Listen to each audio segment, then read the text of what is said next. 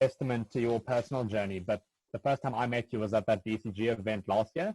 And I would never have guessed that you're someone who suffers or had suffered from social anxiety, like not in a million years.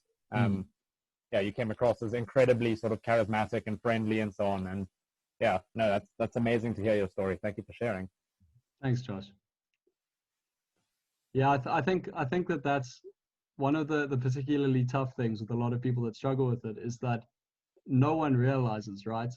Or at least very few people. I think that if anyone's watching this that went to school with me, they'll be completely shocked that I had social anxiety at school. It'll be the biggest surprise to them. But yeah, it's about your internal battles and how happy you feel.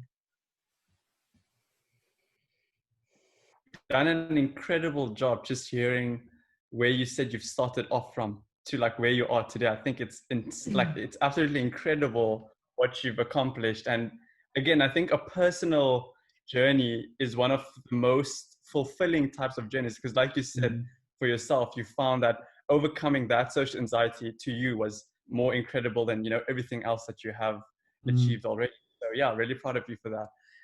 The key thing that I've also taken from here was a growth mindset.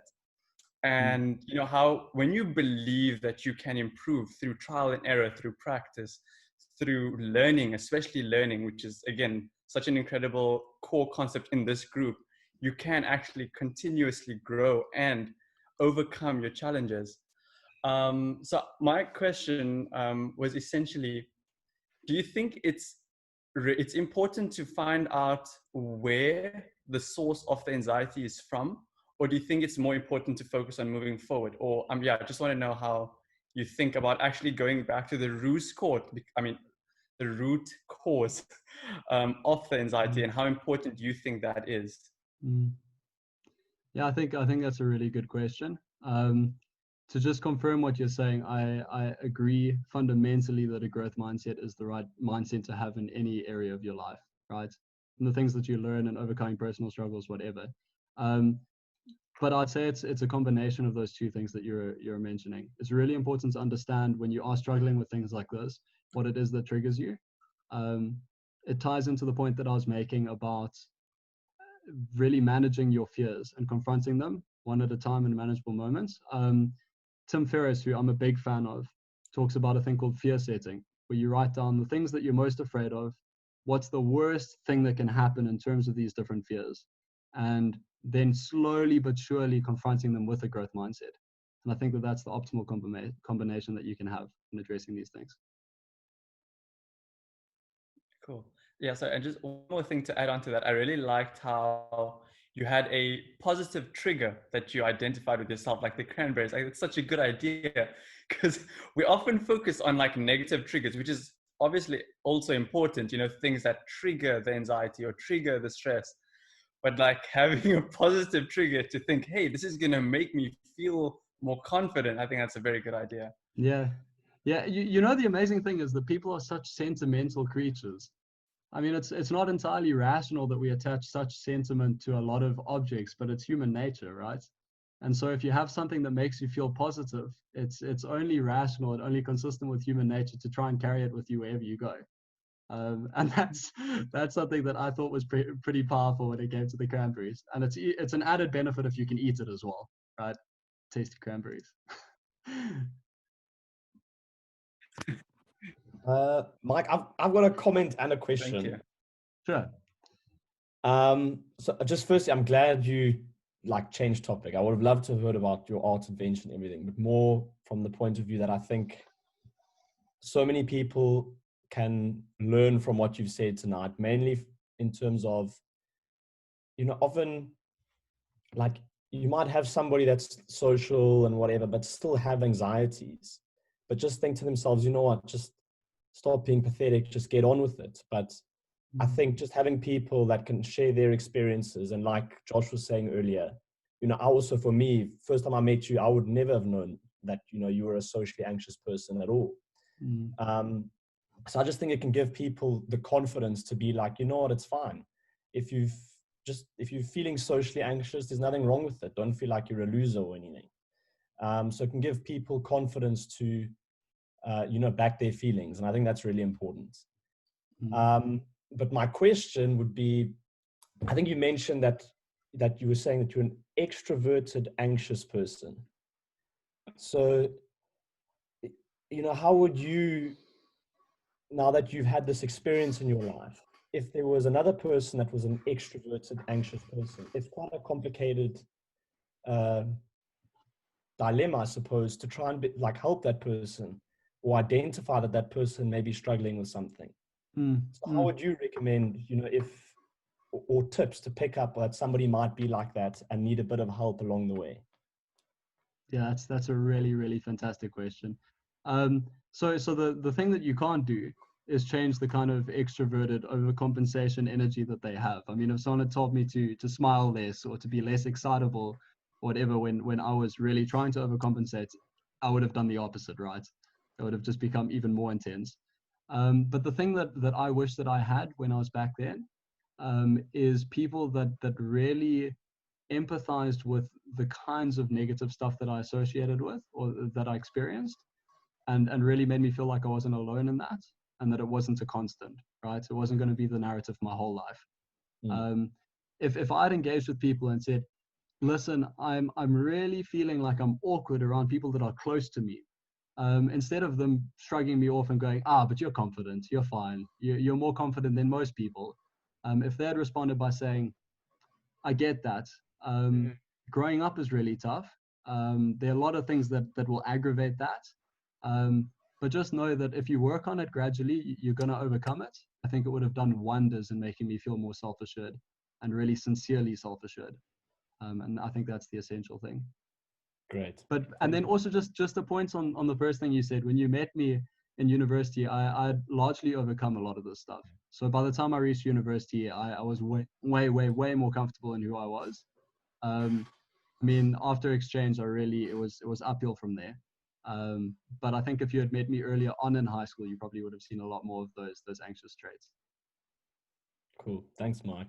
I'm just going to jump in, yeah?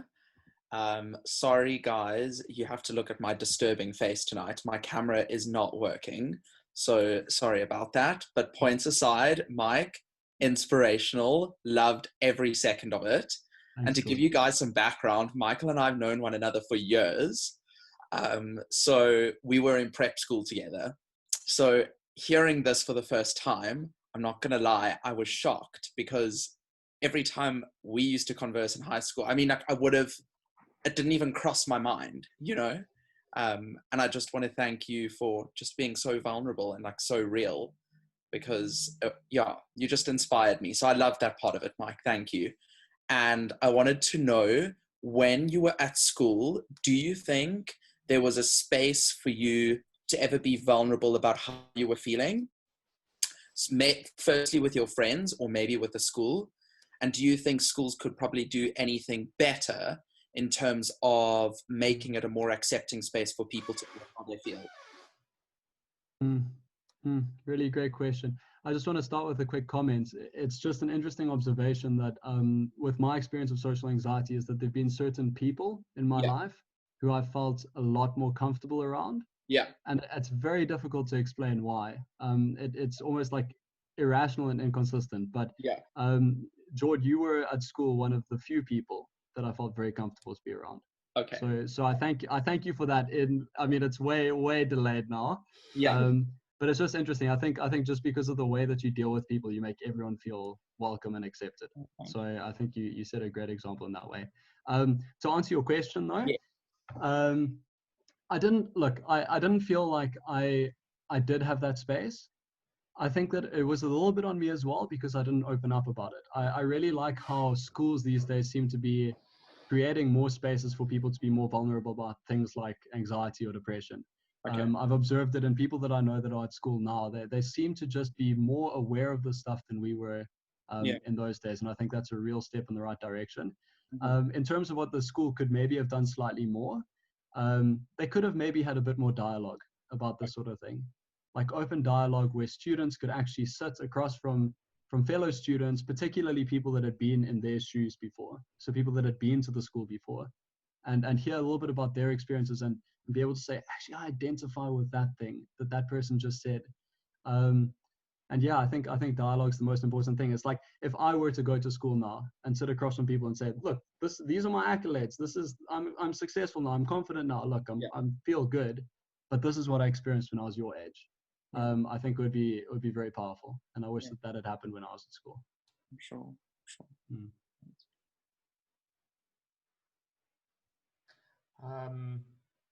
I guess I'll take the next one. Awesome presentation, Mike. I really enjoyed it. Thanks, guys. I'm wanting you to double down and kind of talk a little bit more about the concept of celebration, because I think that's something you do exceptionally well. And knowing you and like how high your standards are for yourselves and how high your expectations are, particularly coming from a background of like social anxiety, where everything you do is going to be viewed in a lens of, I should have said this or I should have done that. Like celebration just seems like the most foreign thing ever, right? So above and beyond like journaling and stuff, like how do you think about celebration, and what would you say to people to try and celebrate their wins more? I think that the biggest thing about, two things. The biggest thing is like finding people that you are close enough to that you can share in celebration with, to have other people know your journey and know the small wins that you have in your life. I think is a massive thing. To me, my mom is the person that celebrates with me. And it doesn't matter how small the thing that I do is. If I go to my mom and say, I've done this thing, she'll be so happy. She'll be so over the moon. So finding a person like that is really important. The other thing is just freaking dancing. Just put on some music, go boss in your room about something small that you do. I have always enjoyed doing that. But that's one of my little eccentricities that I enjoy. Yeah. But I think the community thing is the most important thing. Shot. Cool. I think I'm next. Mike, I want to say I'm very impressed by how you like took control of your narrative and you changed directions, like complete 180. I mean, I've known you vaguely like through high school and also now, like, but I just don't think as everyone said, I wouldn't have guessed it. And also, I think it's it's a very powerful thing to like recognize your, not even a flaw, but like something that you struggle with, and then take control of that. But maybe linking in to that is like, how do you control, or not maybe control, but like make sure that the positives outweigh the negatives? Because I'm definitely someone who like, I think like leaving a conversation, no matter how well it went, I will replay over and over in my head, like all the things that went wrong. Like if it's something tiny that I said, or did, or like something, you know, I feel like no matter what, I will always like, I think, pay more attention to like the negative things. And maybe like, yeah, I don't know if it's like a perfectionist thing, or, you know, like, but how would you recommend, except for, because it's one thing to write down the things that were positive about the experience, and that's obviously a really amazing thing, but also how do you like dull down the voices that like tell you all the negative things, and like, you know, try and change that narrative. Let me just say that I empathize with that a lot, like a huge amount. That thing, that the negative voice can be incredibly loud in your head sometimes. I just want to make a point on what you started with, about someone doing a 180. The fact that it appears that I did like just a pure 180. I think that may be a dangerous thing for people watching to believe. It was in truth a lot more haphazard than that, a lot more lows and highs and randomness, and like really disheartening things and then encouraging things, and I think that it was just obsessiveness in trying to better my state constantly that eventually got me there.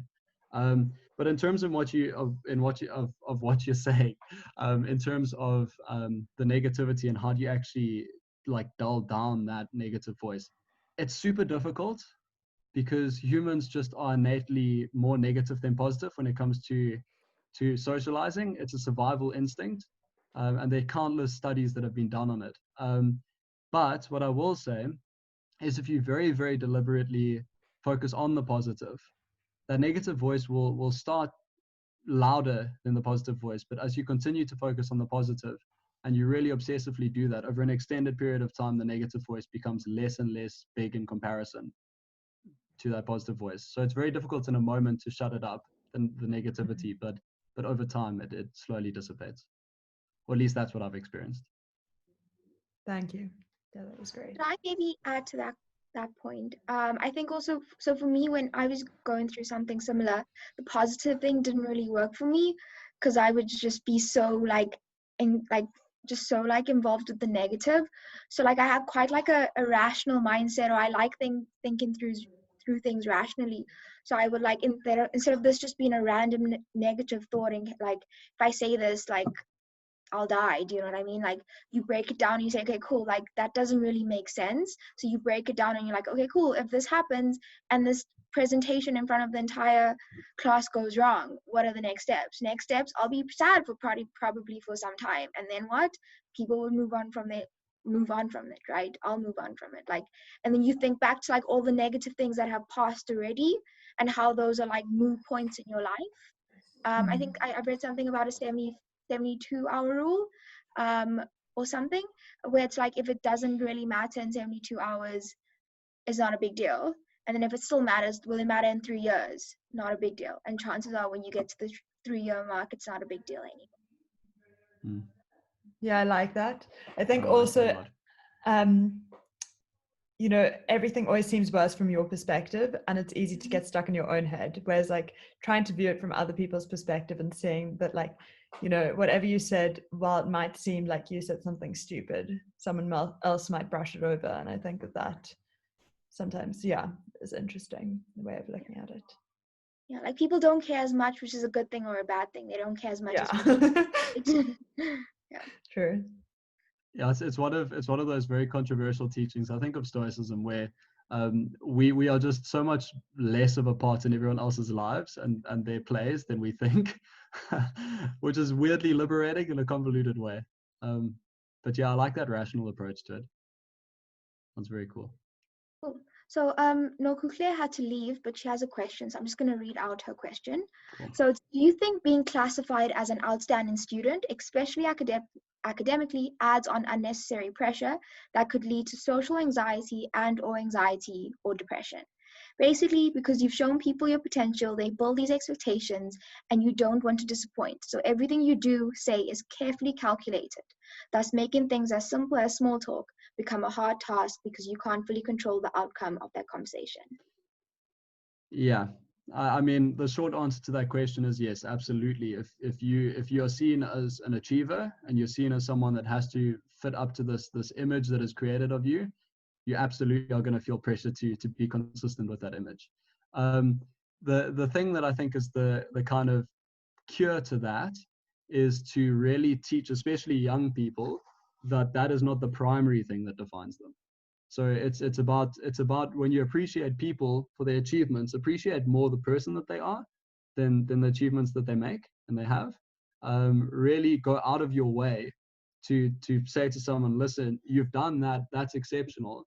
What I appreciate more about it is the kind of gentleness that you have in the way that you deal with people, or whatever it may be. That's a pro about the way that they behave. But yeah, that gradually just teaches people that the facade that they put up is not the most important thing in their life, and they don't have to center all of their energy around it. Question based on the fact that like from a corporate perspective, and I guess you'll be joining BCG next year. So how do we have these, I guess there's two parts to my question. How do we have these honest conversations in a setting where everybody's seen to have to be perfect, have to put this facade up of being this consultant that knows all the answers, but also you need to be perfect in the sense that you're not emotional, because emotional is seen as a weakness in the corporate world. But also have these, like, be able to like express yourself in this sort of way. And I'm asking specifically because I've been struggling of like building honest conversations or honest relationships with people when most of it is just very much like I wouldn't want to say surface level, but more just, this is how amazing my day was, this is how amazing my case is. And I won't pretend to have any sort of coverall answer for that. But from my own personal perspective, I think that openness about these things I've come over time to appreciate as a massive strength. And I think that a lot of people that have social maturity will realize that if someone is courageous enough to open up about like real personal struggles that they are going through, especially if they're current struggles, it's a real testament to how strong they are internally. And so I think that, like, from my perspective, when I go into the corporate space, my hope is to try and carry that with me as I go throughout the journey, just to understand, like, look, this is who I am. If I am feeling anxious, I hope that I can be open about it, and I hope that people also realize that takes strength. That being said, obviously that isn't a universal approach, right? There will be lots of situations where that kind of vulnerability may seem out of place. It may not seem appropriate in the moment. And I would think maybe dialogue would be the best way of approaching that. It seemed to me when I did an internship also in corporate, the same corporate, that a lot of people do struggle from these things. In just the one-on-one conversations, it seems like a disproportionate amount of people struggle from these things. And so dialogue would be a meaningful thing for a lot of people there. But I'm not aware of how much dialogue they already have. Yeah, cool, thank you. I think like you said, dialogue's the only way you can do this. And forming, I guess it's difficult working from home because it's difficult to have these one-on-one conversations with people unless it's like a scheduled Zoom chat and then everyone's like, what's the agenda? Yeah, I don't know. I think it's I've had these conversations with people maybe on my like level, but I was thinking more like upwards, going like up leadership. And then there's all these things that, like, I think as a woman you're already seen as being emotional in a corporate world, and then you add in the idea of like speaking about your emotions. Yeah, so but I've also had one-on-one conversations when people experience this, and then they would tell me, they'll be like, oh, it's so nice to have someone that experiences that as well. There's no one in the firm that experiences it when I've just had this conversation with like 5 people separately, you know. So I think maybe well you know, maybe yeah. when I come and join you, it would be worth starting something that gives people that outlet. I shall wait for you. Yeah. So that was awesome, and I'm so happy you changed this and decided to be vulnerable. And like, again, the example of a powerful, vulnerable story is just amazing. Like, I don't think you can't underestimate the impact this is going to have, and especially people who know you and can compare that. And then that will lead to my first example, is this dangerous narrative that what I'm seeing and what you're telling me, and that doesn't relate, and suddenly you're fake. And this issue around mental illness of people saying, oh, but you're so happy, you don't have depression. Oh, but you're so sociable and charismatic, you don't have this. I'd just like you to chat about that. So that's my first question.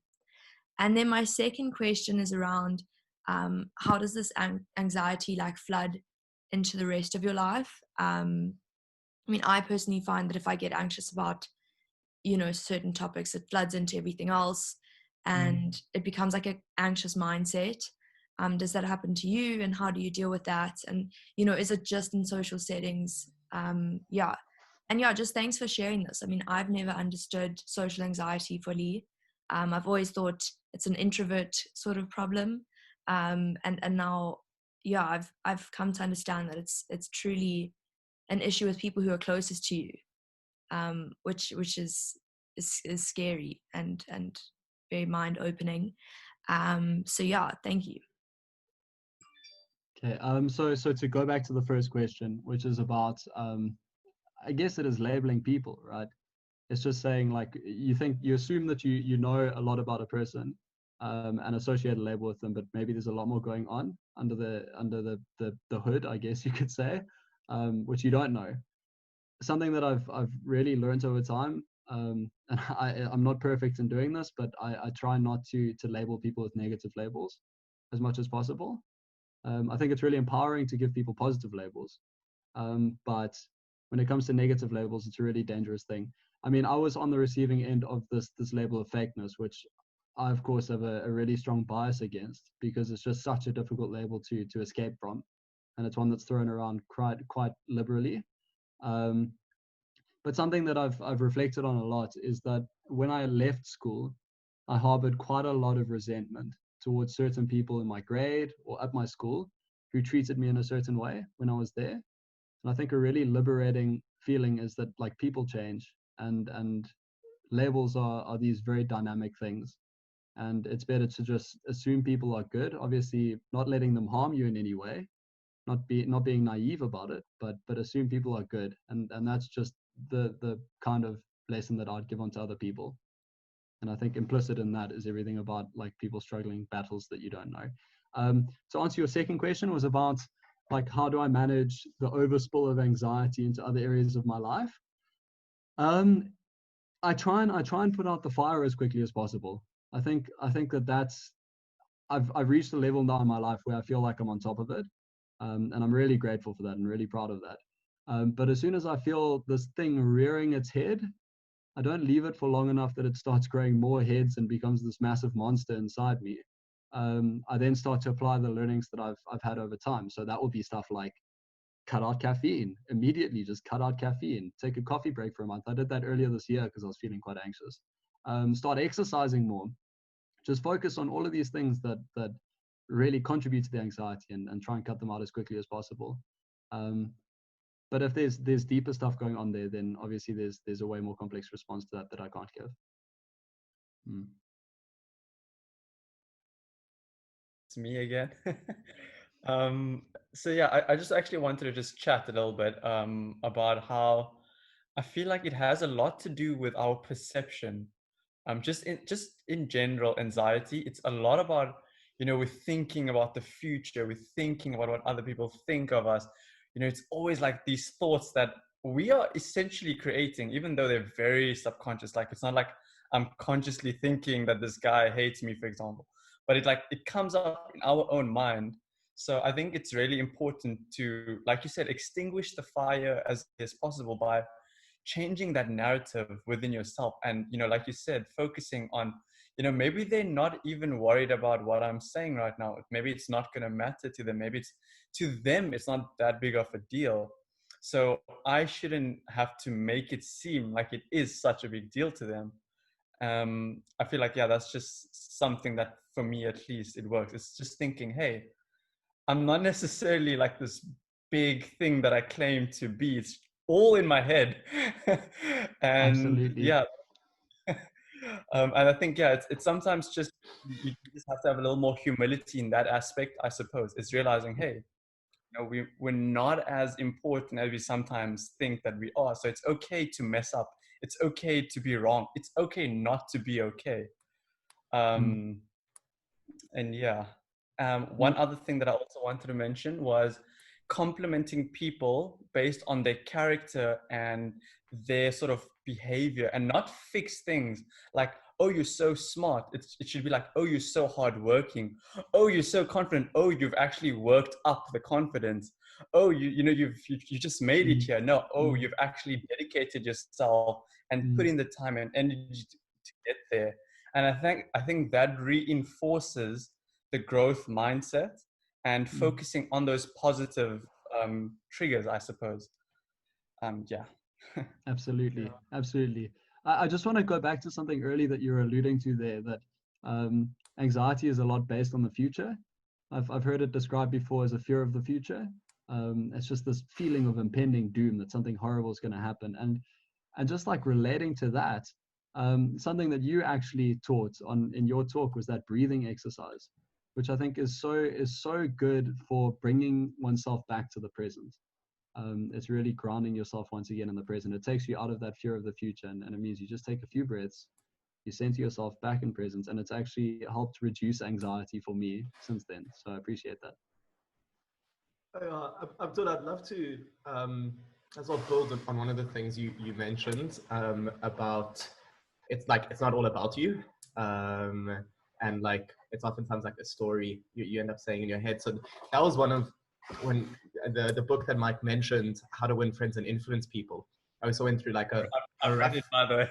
Yeah, I also went through like a rough stage around like social, like somewhat similar to Mike, but the key thing I took from it was a bit of a bleak conclusion, but the key thing or the key thesis of the book was that if you want to win friends and influence people, make them feel good. It's all about the other person. And the key thing I realized is like people, it sounds bad, but people really only care about themselves to a large extent. And people are so worried about what everyone else thinks of them, that they don't really have too much time to worry about about you. And like my favorite quote about this is, you would care so much less about what other people thought about you if you realized how seldom they did. Just because we're all so fucked up at the end of the day, to put it bluntly, like we all just have so much shit. Oh, sorry, I don't know if I can swear. And it's just like everyone's dealing with a world inside their heads, just like you, and just like empathizing with that and relating on that. It's like it's a superpower once you see that. And just relating to that, to me, one of the most liberating things that you can do is when you enter any room with people, find the person that seems like they're the least comfortable in the room and really help them to feel like they're more welcome. It's the biggest win-win that you can ever engage in, and honestly it's been a lifesaver in a selfish way for me, but also has really helped other people, I believe, to feel more accepted in groups. It's a really powerful thing to do. Yeah, sorry, just one more thing, Carmen. And yeah, just to link back to both the things that you guys are saying now is, I think maybe we should, in our own minds, focus more on not necessarily what other people think, but making sure that other people are feeling okay whenever we are around other people. And that will in turn make us feel better. Like exactly what you said now is that, you know, instead of focusing on making yourself feel good and trying to fit in and seeming confident, make other people feel good and make them feel confident, make them feel, you know, comfortable in the situation. And you'll naturally also get that feeling. Absolutely. And honestly, I've often thought of the philosophy of kindness, and kindness is the biggest cure-all for a lot of things. Compassion and kindness. It fixes personal problems, but it also just makes the world a better place. It's why if people are going through like really deep personal struggles, I'll often tell them, have you considered volunteering somewhere? Have you considered just going to help someone else, a cause that you care about? Because it just achieves wins in every area. Yeah. Yeah, so I mean, this is going to be quite personal, so feel free to like not share. But how much do you think your childhood and like early experiences contributed to your social anxiety? Like, was there a lot of pressure for you to be perceived as perfect from like your social circle when you were younger? But yeah, obviously very deep and personal, so you don't have to share. Yeah, so no, I'm fine answering that. So my parents, I think, look, they dictate most of your childhood. My parents, I'm fortunate, were not a negative influence. I think they were just like normal parents. They're actually very good parents and have been supportive the whole way through. They just didn't know a lot about my struggles. It was actually when I was making this presentation that my mom was going, "Oh my goodness, we should have helped you. We nearly lost you to the struggles," kind of thing. But no, they were actually very supportive. I think it was a lot of pressure that I put on myself. And it's very difficult to attribute that to my chemistry, my biology. Was it my circumstances? Was it my home life? Whatever. It's very difficult. But no, I wouldn't say it was my upbringing. I wouldn't attribute it to my home. Yeah. Okay, so I'm next again. So I did miss a bit of the presentation, so I don't know if you've maybe touched on this, but I know in your last slide you said it was a journey and you overcame it, right? Are there ever points where you feel like the journey still carrying on, and if something slips up, you could fall back into where you were? Because I know sometimes I feel like I'm on a tightrope, or like just after like I was out of my like deep depression phase, I felt like I was on a tightrope, and any small thing I could do was just gonna suck me into the abyss of like nothingness. So do you ever feel that way? And also like maybe because I really like how you said you were over it, and I'm so scared to say I'm over it in case like life sneaks up on me and they're like, bitch, you thought, and then yeah, I am again, right? Yeah, so just from that, yeah.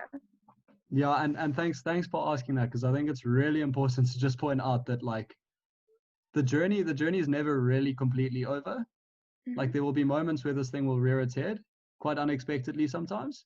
But it's just the last point in the slide or in my presentation was just know that it's a journey, and rather just reflect on how far you've come. And I found a huge amount of fortitude and strength in that. That alone has just made me feel so much better now.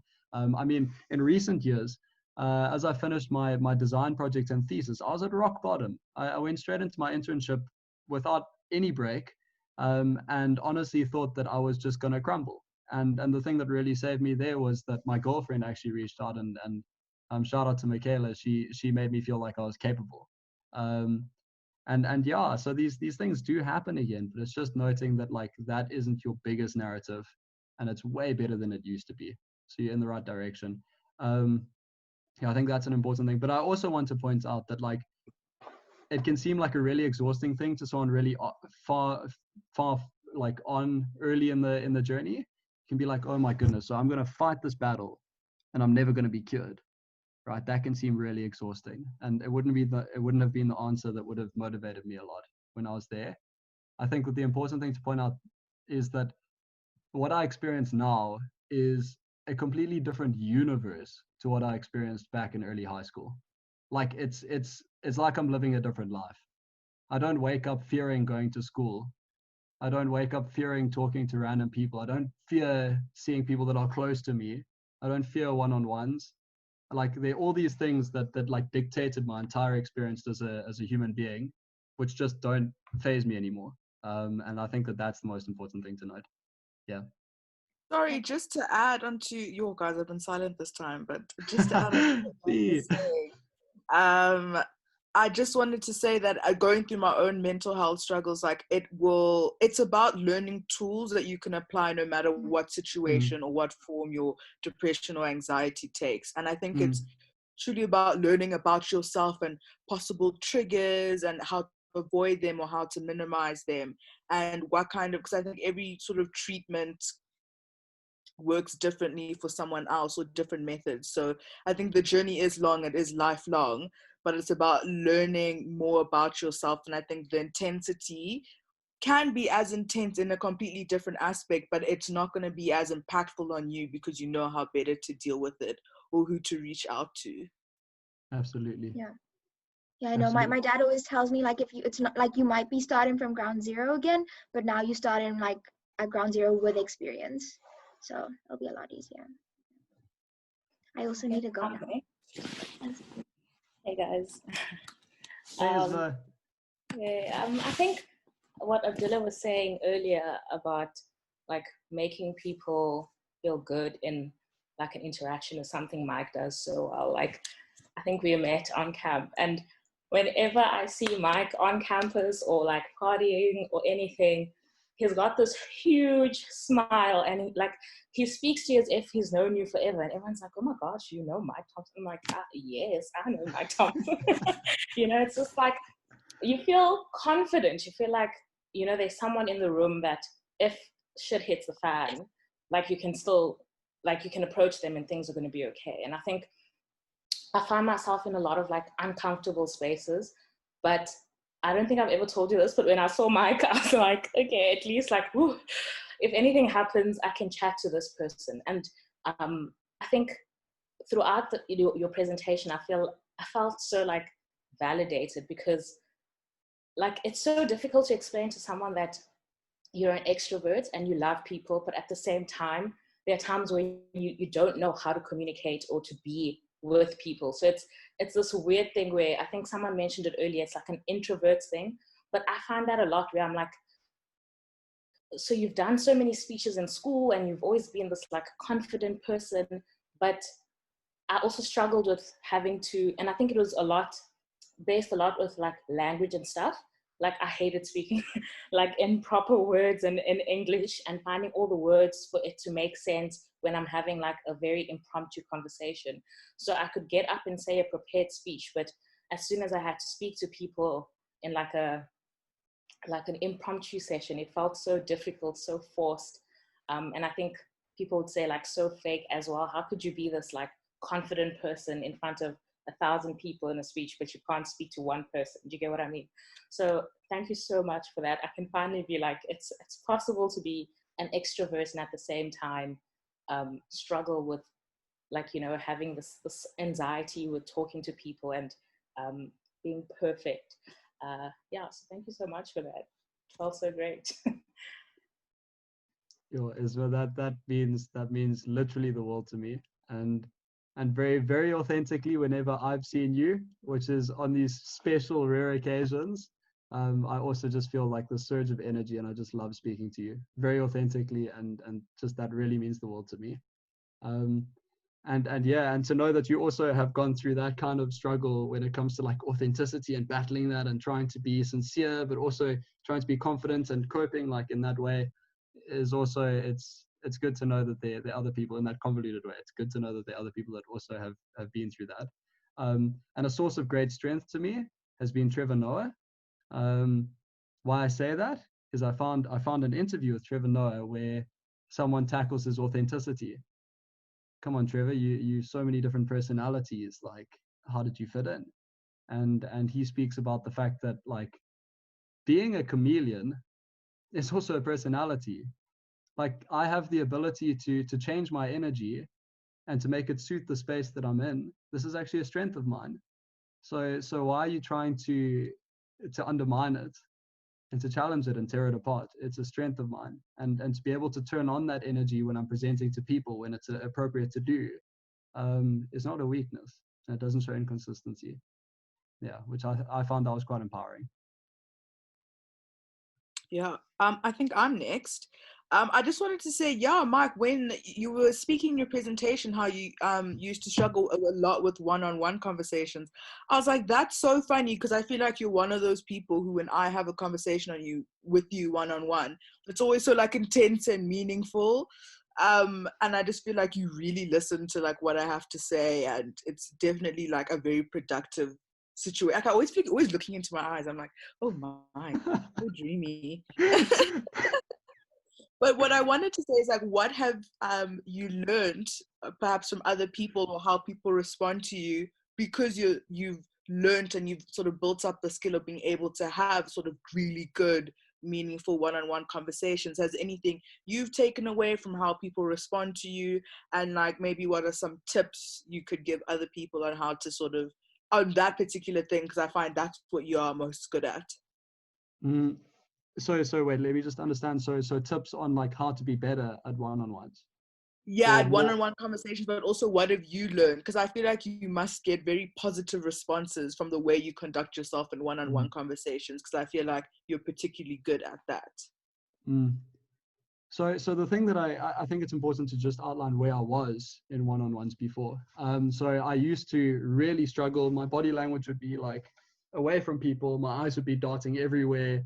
I'd be nervous. I'd want to go for a bathroom break as quickly as possible.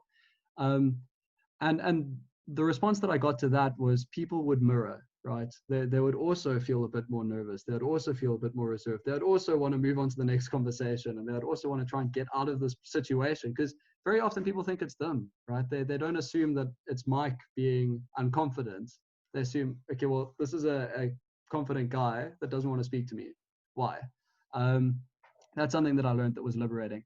The biggest lesson that I learned for being better at one-on-ones, apart from just learning all of the body language and how to like be engaged and present, was to just listen and ask good, like meaningful questions. Like it's always interesting to see a one-on-one situation as an opportunity to learn as much as possible from someone, to just try and dig deep into like, what is it that makes them tick? What is their view on the world? What do they aspire to do? What are the things that they enjoy? What don't they enjoy? Where's the common ground? And to like see it as a bit of like an investigation into who they are, to try and work them out. And that I think is the biggest thing that has helped me. And the response to that is people are like, well, crap, I get to talk about myself. I get to just open up, and here's someone that actually wants to know, sincerely wants to know. And so then they will open up about it. and it can be quite an oasis of conversation, because people are like, oh damn, that was a genuine conversation, and I could actually just sort through a lot of crap in my mind. So yeah, it's the biggest tip. Mike, I was wondering, do you think that okay, firstly, just wanted to say your positivity throughout everything, I think, is just really uplifting. Just hearing everything you have to say. Thanks, It Ruby. just no, it just makes me like feel optimistic and want to go better myself. But also, yeah, just the way that you tackle problems is really incredible. But I also wanted to say, do you think that you feel like speaking about it would have helped you?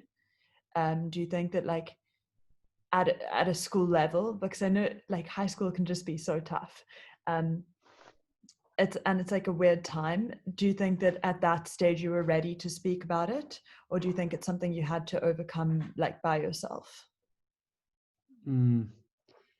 It's a really tough question. And I feel a bit torn over that one, because at the time, the reason that I didn't open up about it was twofold, right? The first was that I just didn't know how to properly. I didn't put together all of these things and think, this is not normal. This is me suffering from like a proper neurosis, right? I just thought, oh, this is part of growing up, and this is kind of something that I have to deal with. So I couldn't open up about a specific thing. And then the second thing was that I felt when I was at school, like if I did open up about it, people would treat me very differently in like a negative way.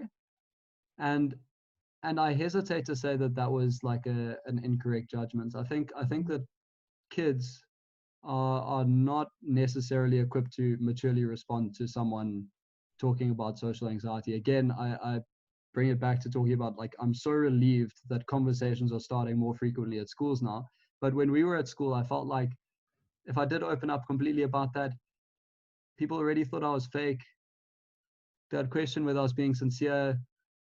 They'd maybe think that I wasn't really the best guy to have around. Oh, he's a downer kind of thing. And I don't know whether it would have been the right time to open up about it. But yes, as an adult who can like distance myself a little bit more and is dealing with mature people, I think to be open is a fantastic thing. I think it's a really fantastic thing. And I'd highly recommend to anyone to be as open as possible.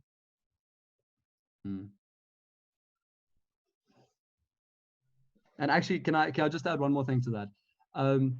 If you are at school and you are struggling from those things, I think it probably has changed quite a lot, and it probably is worth opening up when you can.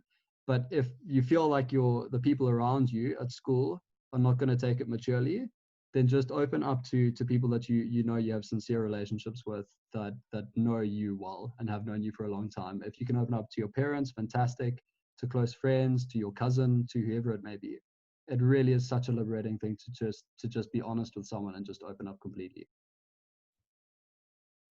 I was going to say on this point, I think a lot of people haven't fully understood their situations themselves. So how can you explain something you don't understand? Exactly. Like often friends get frustrated because they're like, oh, you're not speaking to me about whatever. But it's like, I don't even know what's going on in my own head. Like, how can I explain to you what I'm feeling when I don't know what I'm feeling, but I can feel something? And I also think be very careful, like, who you're exposing or opening up to when you're in a fragile space, because if you open up to someone who doesn't understand and judges you, or says I'm so sorry and almost makes you feel ashamed, it can almost do more harm than good. So yeah, I think it's if you're going to open up and you feel safe to open up and you understand your emotions, making sure it's someone who is going to have this conversation with you in a productive way. Yeah, absolutely. Choose your audiences. Yeah, for sure.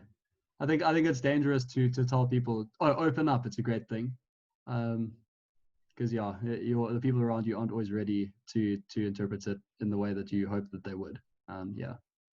I don't know if this is like irrelevant, but I feel like definitely back in our day at school, definitely like amongst girls, friends and stuff, it was very much like more open? Like, I think, you know, you felt more like you could talk about things like this that were like more feelings based, whereas like at boys' schools, I think it was kind of like, you know, shy. It wasn't really something that you could emphasize, like you couldn't talk about your feelings and stuff. And I don't know if that has changed, but I know certainly, like, at least in my group of like good school friends, I feel like we had much more open conversations about like times where we felt awkward or uncomfortable, or, you know, and like hopefully that's beginning to change all around.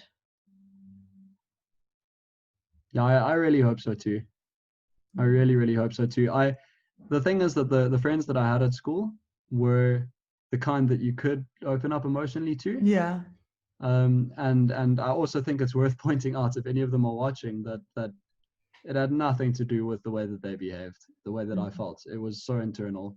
And it wasn't that I didn't want to open up. It was exactly as Carmen's saying. I just didn't really know how to phrase it and how to like present it to people. But yeah, boys' schools are toxic places. I mean, I said in, I think it was Jordan's presentation in the discourse, that I have quite strong opinions about how dated I think that single-sex schools are. I just think that this idea of masculinity is, but that's a whole other conversation. But yeah, I hope it's changing for the better, and it seems to be. So that's really refreshing. I also wanted to just add something. It is about the previous thing that I think you're speaking to Isma about, how other people, you know, when you start feeling a bit awkward or anxious, and, you know, the behavior starts coming out, then other people sort of start mirroring that, and they also start feeling a bit awkward and stuff. And there's a concept, well, there's two concepts that I want to bring to like whoever's watching it attention. There's something called mirror neurons. Mirror neurons are essentially very much linked to observational learning. When you watch something and you see something in someone else, your mind just kind of like mirrors it to sort of to I don't know, to make sense of the other person, you know, like to connect somehow. In like, your mind just naturally thinks, oh, let's mirror this. So I think also what you said about overcoming this, when you started watching, you know, videos of people who were more confident and who had maybe to you seemed like they didn't have such anxiety, you know, how they were carrying themselves out. I feel like that kind of observational learning is conditioning your mirror neurons to like think, oh, hey, this is what I should try and be like, instead of the way that I was before. Yeah, just a bit of psychology that I think you'd probably be interested in. Super interesting. Have you written a blog on that? I don't think so, no. Yeah, well, that's an idea, yeah. Next blog Find the link is in the show notes. Thanks for shouting that out also. I really appreciate that. Yeah, no, that's a very, very interesting point, and something that I hadn't thought about. And something that I'm going to very obsessively research now, best believe. That's so interesting, because also, like, I've definitely observed that in practice, where like you start to feel how other people kind of I notice like, it with accents and the way I talk.